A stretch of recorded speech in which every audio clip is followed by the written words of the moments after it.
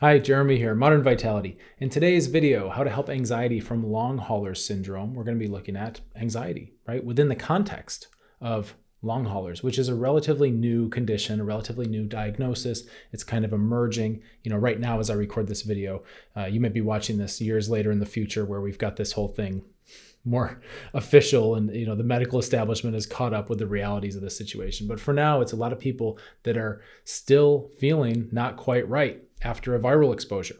Okay. And what I'm going to tell you is that anxiety tends to come with these types of conditions, especially if it's an unknown or new condition. There's a whole boatload of anxiety that comes as a part of a normal part of that. And we're going to look beyond just the normal veneer. We're going to look at some of these mechanisms underneath and take a whole systems view in this video so you can understand not only the anxiety, but the other symptoms and where they're coming from in this clinical picture and how to look at your body with a whole systems lens and start to get your health back stage by stage, step by step. So buckle up. We got a lot to cover. Let's get started.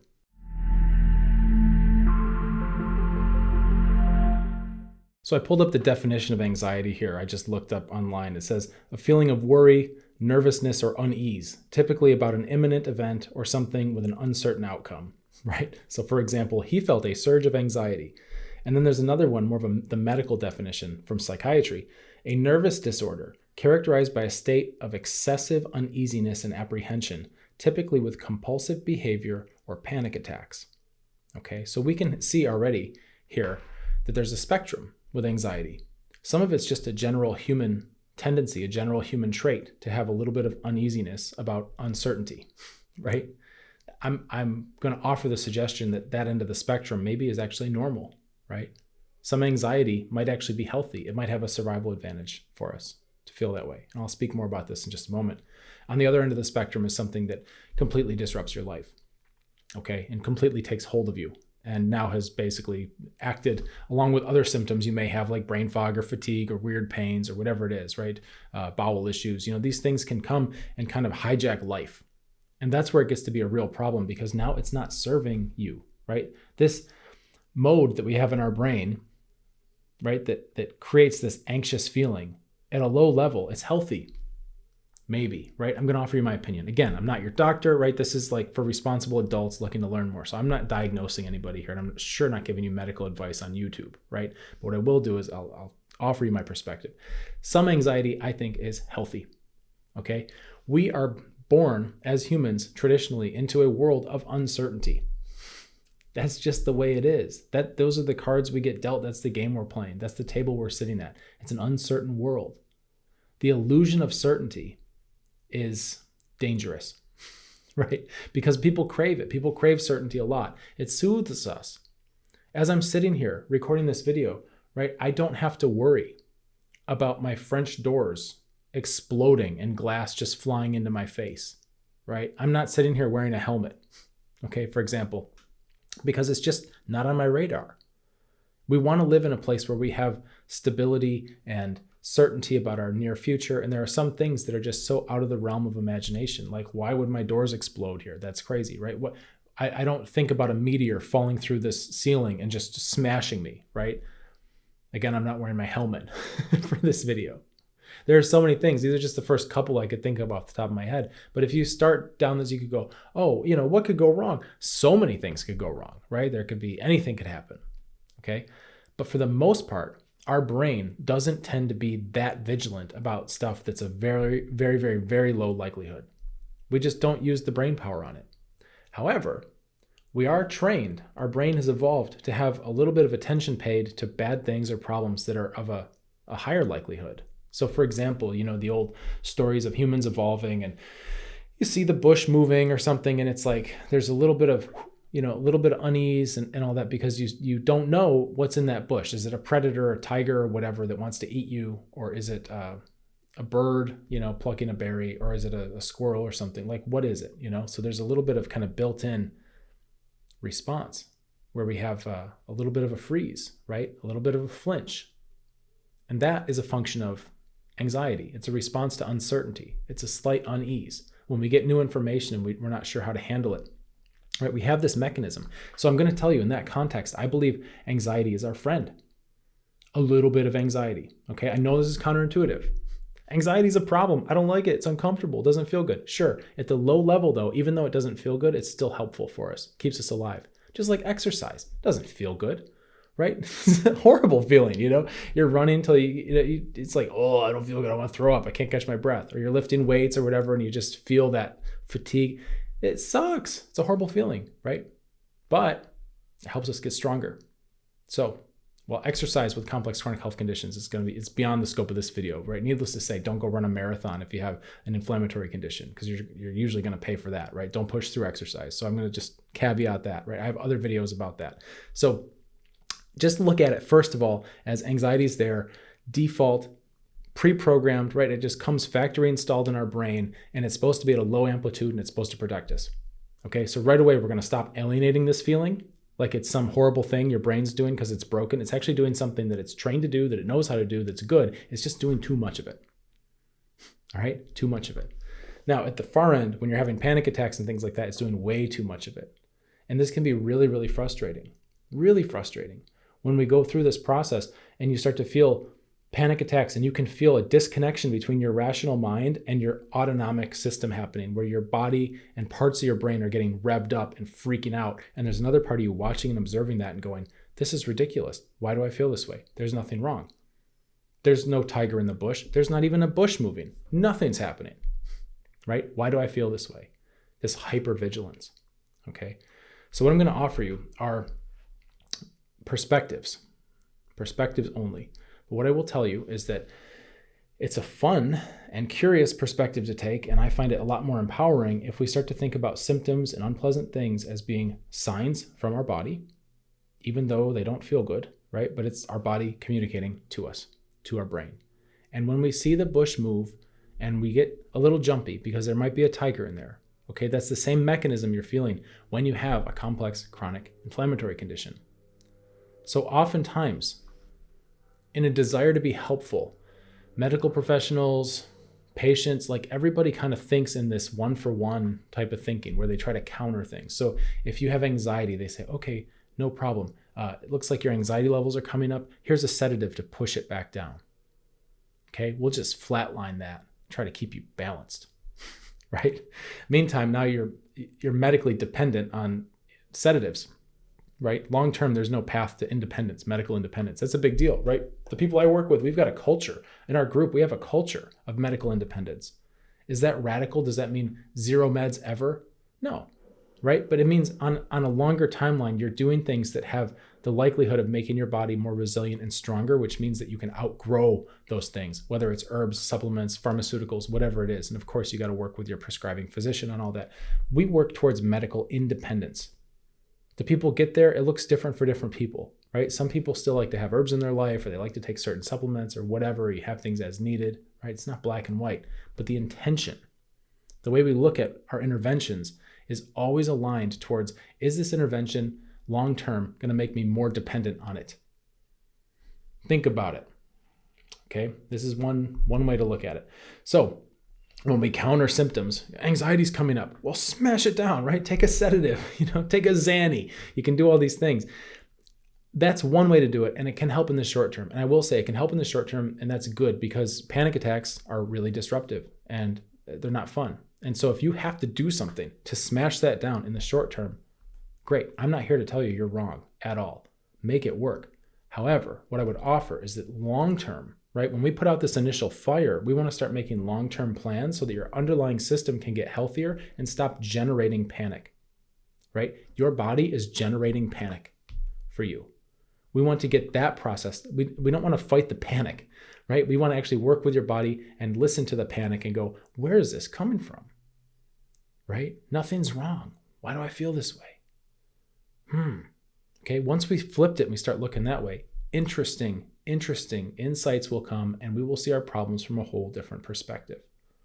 So we don't want to suppress it always, right? You might have to in the short term, but that's not a job done, right? We have to keep working on this. And now we have to find what's going on with my body that it would generate these things. Is my body broken and dumb? Is it stupid? Is my brain broken?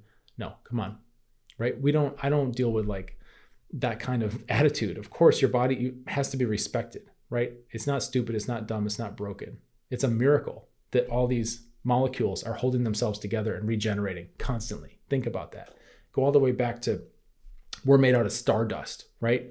What are these elements that have organized themselves around a living vital principle?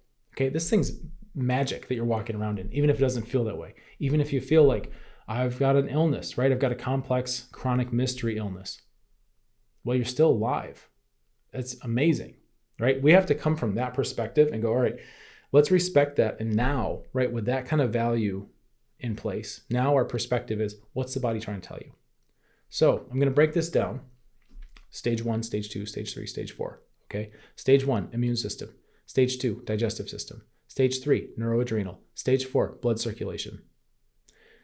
This is how we process complex chronic inflammatory conditions. This is the order. This comes from Eastern medicine, where I have a very strong background, and we're finding the more and more studies and research and Western medicine and bioscience I look at, the more and more that approach is validated. Now, why is there an order? Okay, it comes back to overwhelm, right? So if you take all the things, if you take a whole systems view of your body and you go, wow, I've got work to do everywhere. My immune system, my digestive system, right? There's symptoms all over the place. My libido's shot. There's problems with my hormones. Like here comes the list. Overwhelm again, okay? You need to be able to stack this stuff up and organize it. And I've said in other videos, and I'll say this 1,000 times, we tend to look for a key that's going to unlock our health, right? And this comes in the form of like silver bullets, always like, oh, this new supplement or whatever, just some shiny thing that understandably, it's like, maybe this one will be different. I need that thing. My hope bank is running out. Like, this is my last chance. I got to have this, right? And we try the key and maybe it fits in the lock or maybe it doesn't. Maybe it opens the door, but it turns out that you feel better for a month, but there's downline longer term consequences of a month later, you get some of the worst blowback in your life, right? That happens. I would offer the suggestion that unlocking your health is not the matter of finding the right key for the door lock, right? It's not a key lock in the first place. It's a combination lock. Let's think about that, right? What's a combination lock? You're going to have multiple inputs, right? You got to have the right numbers. Okay. You got to have the right things, the right combination of things. And then not only that, you can't just give the right numbers to the combination lock. You've got to put them in the right order or it's not going to work. Our body's the same way. It's amazing when you start to decode this and what the body's asking for and be able to read between the lines of research papers and look at pharmaceutical side effects, look at issues of medical treatment and how come sometimes things cause other problems, right? There's a lot to navigate with that. So that's part of my job. It's part of my work. It's very satisfying. It keeps my brain busy, right? I dedicate a lot of bandwidth to this stuff. But so far, what I've seen really reinforces our order. And clinically too, the results speak for themselves. So when you're looking at your body, okay, and you're thinking about anxiety, most people start with stage 3, neuroadrenal. It's anxiety, right? You're nervous. What does it say on here? You have like a deep unease and some panic attacks, right? Apprehension, all this stuff. It's nervous system, right? So we start there. We start with methods that interact with the nervous system. So that's where we start. However, I would offer you that if we look obliquely and we look whole systems, there may be issues in the immune system that can cause anxiety. Whoa, right? Why not? Well, let's think about it. What's going on with your body? Why is it communicating? Why is it generating anxiety? What's it trying to tell you? Right? It's trying to tell you something's wrong. Just because you look around and there's no tiger in the bush and there's no bush you can find, you're looking outside. If your body is always self-scanning and aware of what's going on inside of it, there's plenty of bushes and plenty of tigers in there. It's trying to let you know. These are the crazy things. I mean, this stuff sounds really woo-woo and like out there, right? I'll share this anyway. But what I've found is that a lot of the people I work with too, they back this up because the dreams even, like the subconscious knows these things. In your dreams, you can have these dreams of like zombies or being chased or having some kind of attacker come in. It's very violent, like a lot of this stuff. And what's going on, right? Besides the adrenalizing dreams, right? And also the vague anxiety that can come and the panic. What's going on is your body's talking to you about invaders. Your body's telling you there's pathogens in here. I don't know how to handle this stuff. We are under attack. So this sounds pretty straightforward. If we're talking about mold, mycotoxins coming in, right? Or a virus coming in, or bacteria coming in, right? Like Lyme disease. This sounds pretty straightforward. We have something that doesn't belong there that's aggressively trying to attack you. It's just invisible. You don't see the bush, you don't see the tiger, but your body does, and it's sounding the alarm. right? Let's get on our body's side again. Let's not fight it. Let's listen to it. Oh, I'm just so uneasy. I feel like anxiety. Yeah, well, it's because there are hidden pathogens tearing you up inside. They're trying to eat your nervous system, right?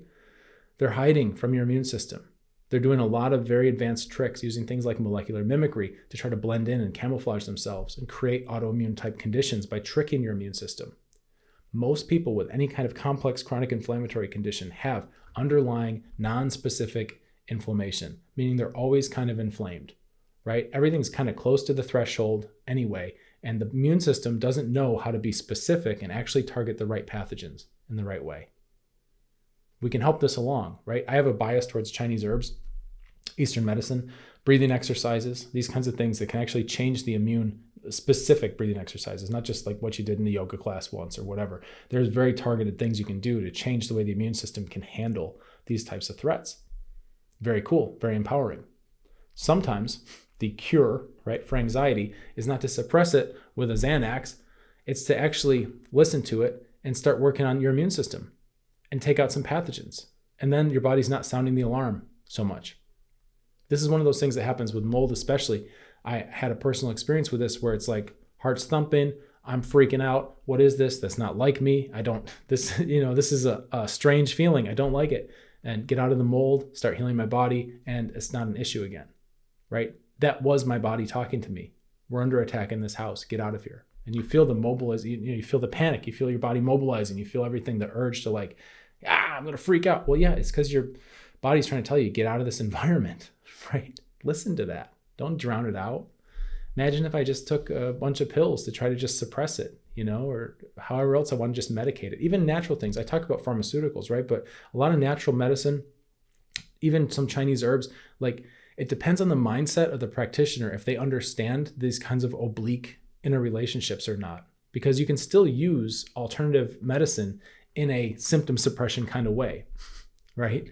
It's the same strategy, it's just different tools. So it doesn't mean that just because you're using herbs that you've automatically done this whole systems type process, right? It doesn't. And we're not immune to that. We've got to keep our minds sharp, especially those in the alternative health field, right? We really do.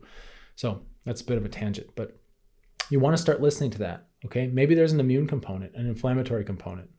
Maybe some of the inflammation is actually in the central nervous system, okay? Pathogens love that.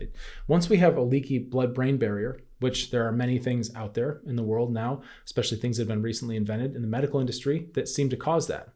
Leaky blood-brain, right? So now you have things getting into your brain, into your central nervous system that shouldn't be there, and there's an inflammatory response there. Can you imagine your brain with a bunch of inflammation? What do you think that would feel like?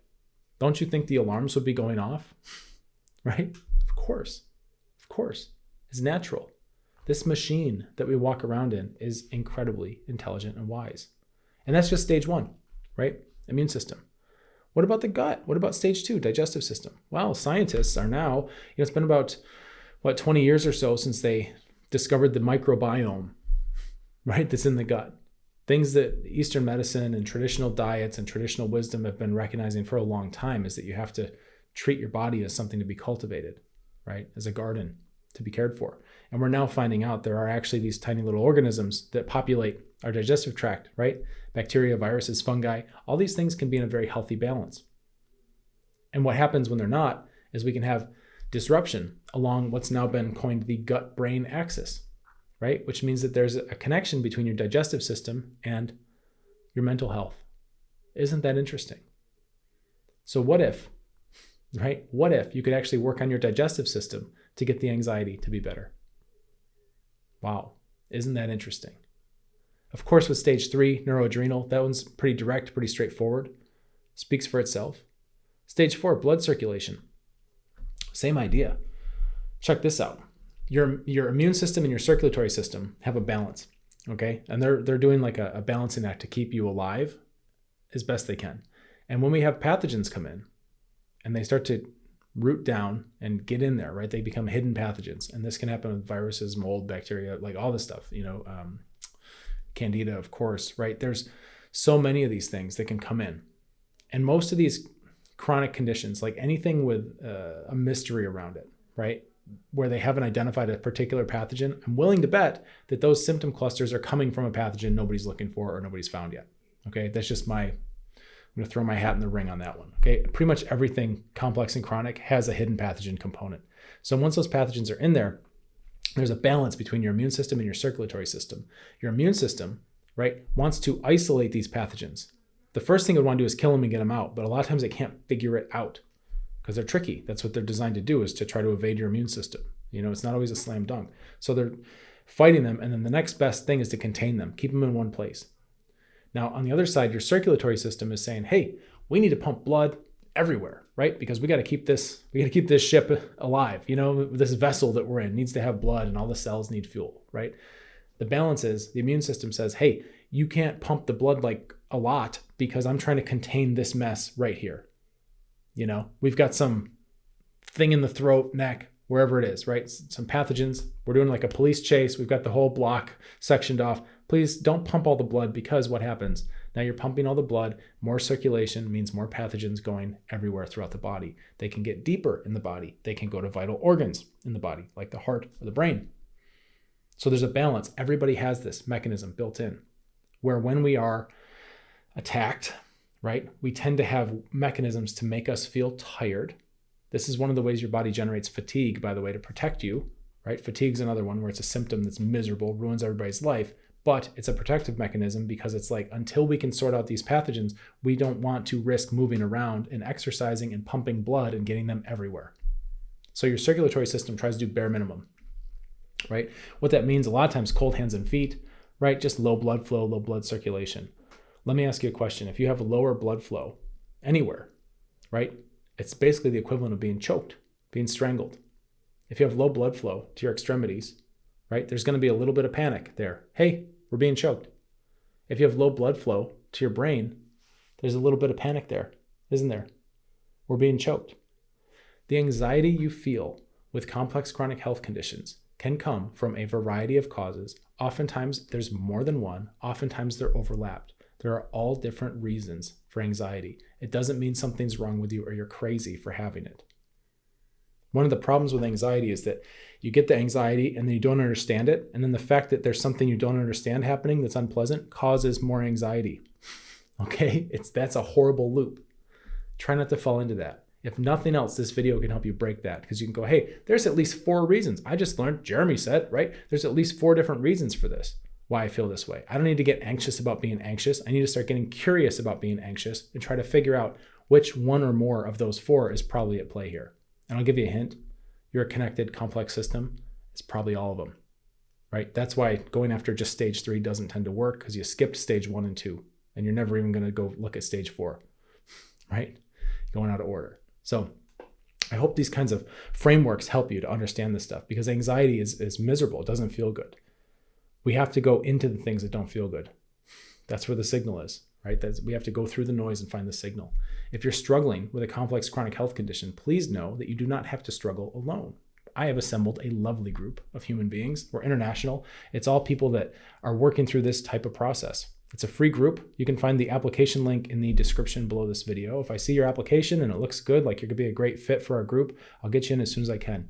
We keep it cozy. There's about 100 to 200 people is the max. That way I can answer your questions and I know who I'm talking to and I can give like good perspectives, good information. But because I keep it small, there can be a wait. We fill up. So I'll try to get you in within the next month or 2. We have monthly cohorts. So hopefully I can get you in within the next month or 2.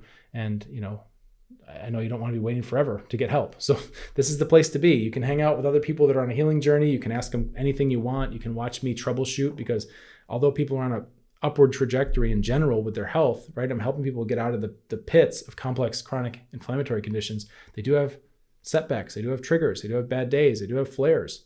And you can see what happens and how we navigate that when a crash happens, and how we can get out of that using this kind of model, so that you always know what to do next. Very liberating, very liberating. So I'd encourage you to apply for the group if you think it's a good fit, if you think that would help you. And in the meantime, you can also subscribe to this channel. That way you can get more helpful information like this video, so that instead of watching TV or Netflix or just scrolling a mindless feed, which we all do sometimes, right? Instead of that, though, maybe you could teach YouTube to send you more videos that help you reclaim your health and get your life back, right? Wouldn't that be cool? All right, let's get you feeling better. Cheers.